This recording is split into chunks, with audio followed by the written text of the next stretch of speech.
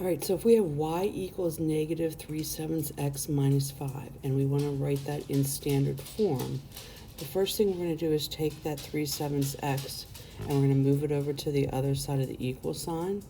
And so that means that when it goes over, it's going to become positive x, or positive 3/7 x. The positive y is going to drop down, the negative 5 will drop down. And so now we need to clear the fractions, and to clear the fraction, we take and multiply by the denominator. The denominator here is 7. And remember, we must multiply everything by the denominator.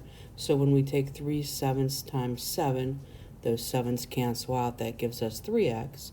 But then we must also multiply so that that is 7y, and that this is negative 35. And that is then our standard form. If we look at the next question, which was y plus 1 is equal to 2/3 times x plus 3. And once again, we're trying to write this into standard form.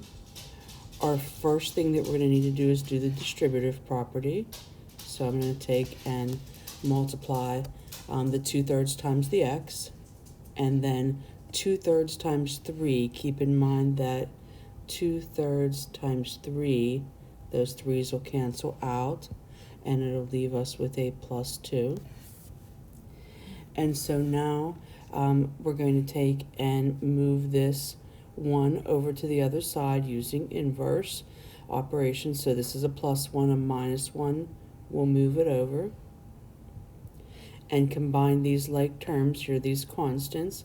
That'll give us a positive 1. This would be our slope-intercept form, but we want to move this to standard form. So I'm going to take the 2/3 x, I'm going to move it to the other side and make it a negative 2/3 x.